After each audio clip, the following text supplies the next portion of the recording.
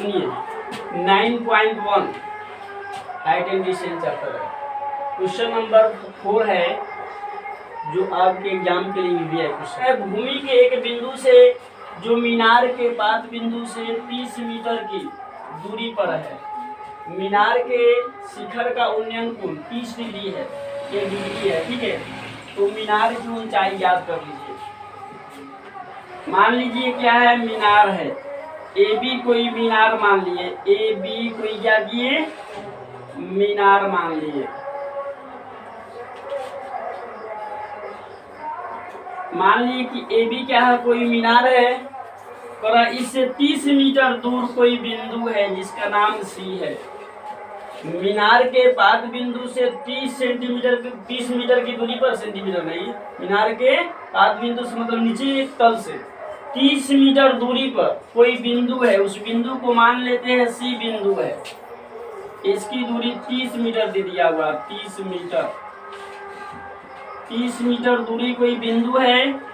अब मीनार के शिखर से इस बिंदु के उन्नयन कोण दे दिया कितना डिग्री, 30 डिग्री दे दिया। मीनार के शिखर से इस बिंदु की उन्नयन कोण कितना है, 30 डिग्री है। तो ए मीनार की ऊंचाई एच ज्ञात करना, यहाँ से यहाँ तक की दूरी मतलब मीनार कितना ऊंचा है यही ज्ञात करना, ठीक है। देखिए क्वेश्चन लिखेंगे पहले हल में लिखेंगे माना कि ए बी कोई मीनार है, ए बी कोई मीनार है। मान लिए ए बी क्या है, कोई मीनार है जिसके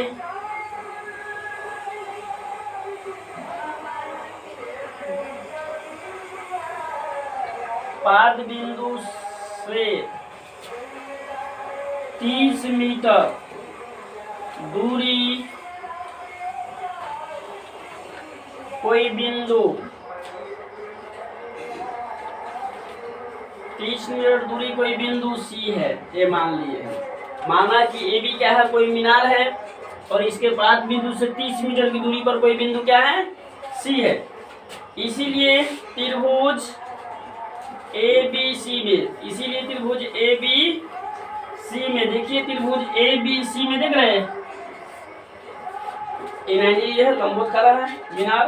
त्रिभुज ए बी सी, त्रिभुज ए बी सी में देखिए थीटा बराबर कितना है, 30 डिग्री। ए सी दे दिया है, ए सी जो क्या है, आधार है। ए सी क्या है, आधार। ए सी बराबर दे दिया मेरे पास 30 मीटर।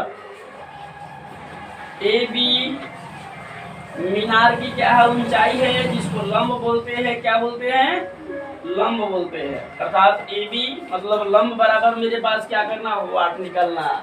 याद कीजिए किस त्रिकोणमितीय अनुपात में लंब बाई आधार होगा या आधार बाई लंब होता है। लंब बाई आधार किस त्रिकोणमितीय अनुपात का मान होता है, tan का मान होता है। या लिखिए चूंकि tan थीटा बराबर लंब बाई आधार, लंब बाई आधार। मेरे पास आधार दे दिया हुआ और लंब क्या करना, ज्ञात करना। थीटा का जगह कितना लिखेंगे, 30 डिग्री। tan 30 डिग्री बराबर कितना हो जाएगा, लंब कितना नहीं दिया हुआ है, ए बी है, लिख दीजिए। आधार मेरे पास दिया हुआ है 30 मीटर, 30 मीटर लिख दीजिए। 35 का मान बोलिए, 1/√3 होता है। 35 के मान 1/√3 बराबर ए बी बटा 30। क्रॉस मल्टीप्लिकेशन कीजिए, तिरछा तिरछी गुना कीजिए, ठीक है। तिरछा तिरछी गुना कीजिएगा तो हो जाएगा 3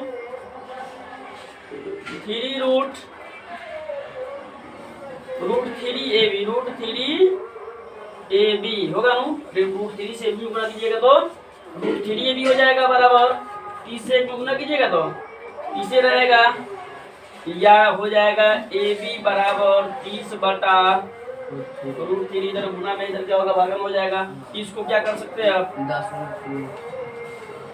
ए बी बराबर लिख सकते हैं इसको 10 गुना 3 लिख सकते हैं, √3 गुना √3। √3 से √3 में गुना कीजिए 3 हो जाएगा तो 10 के 30 हो जाएगा। √3 से √3 कटा दीजिए, कटेगा।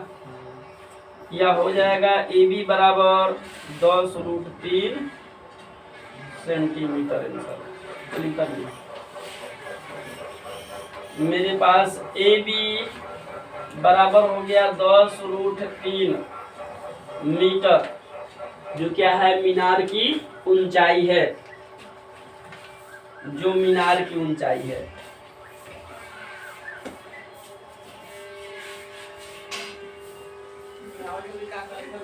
जो मीनार की ऊंचाई है, यही मीनार की ऊंचाई हमको निकालना है।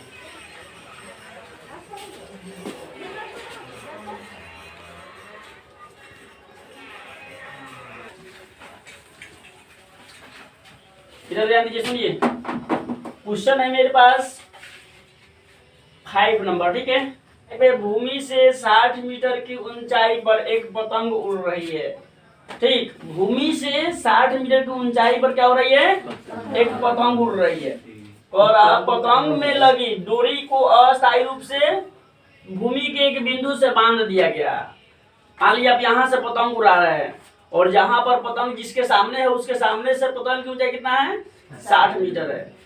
तो वहां से लेकर के यहाँ, जैसे जहां से उड़ा रहे, वहां क्या किया, किसी बिंदु से क्या किया, उसको बांध दिया गया। उस डोरी को, पतंग की डोरी को क्या किया, रस्सी को बांध दिया गया। और अब भूमि के साथ डोरी का झुकाव, जहां पतंग के डोरी को आप बांध दिए धरती में, उसके साथ 60 डिग्री का एंगल बना रहा, कोण बना रहा, ठीक है।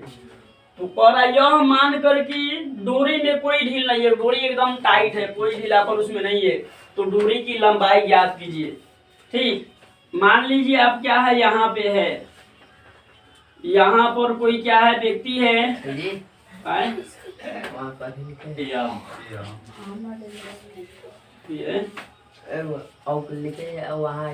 दिया है, दूसरा लिख दिया है, हो जाएगा।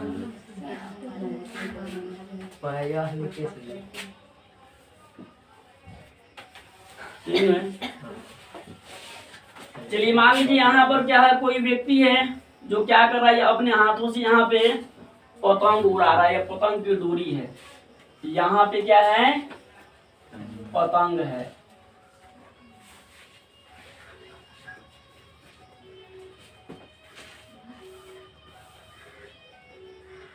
पतंग है, इस पतंग की ऊंचाई दे दिया हुआ धरती से, ये भूमि है, भूमि।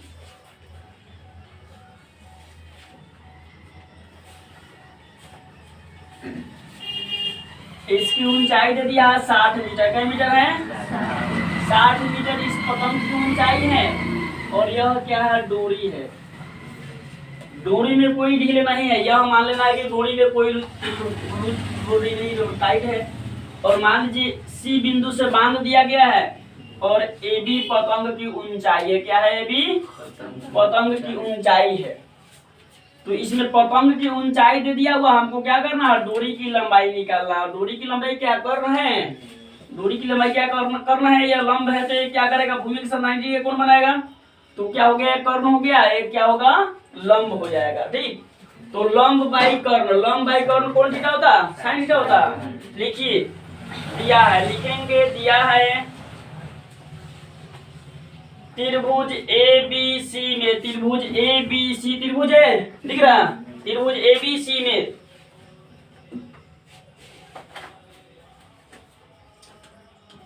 पतंग की ऊंचाई, पतंग की ऊंचाई क्या है, लंब है। पतंग की ऊंचाई क्या है, लंब का काम कर रहा। पतंग की ऊंचाई लंब बराबर मेरे पास दिया है 60 मीटर। क्या मीटर, 60 मीटर।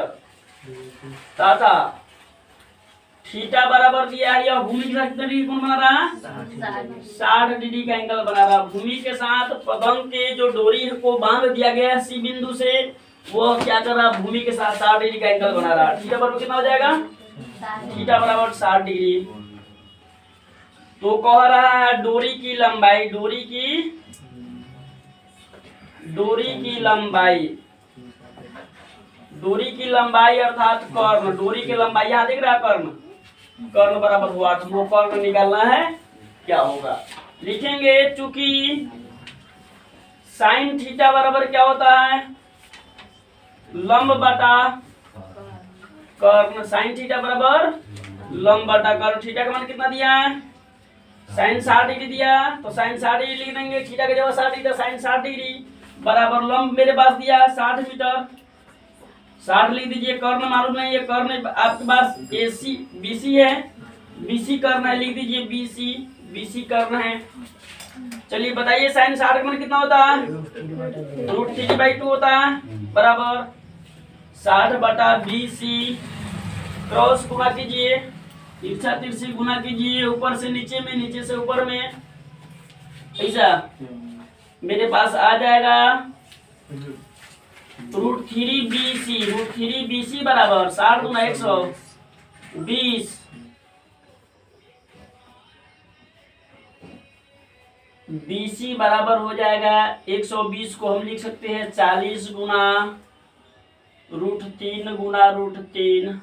√3 में √3 से गुणा कीजिए 3 हो जाएगा, 40 में 3 से गुणा कीजिएगा तो 120 हो जाएगा, बटा √3 को क्या कीजिएगा, इधर बटा भेजिएगा √3, इस √3 से √3 कट जाएगा, मेरे पास बचेगा BC बराबर 40 √3 मीटर, जो क्या है पतंग के डोरी की लंबाई है। पतंग के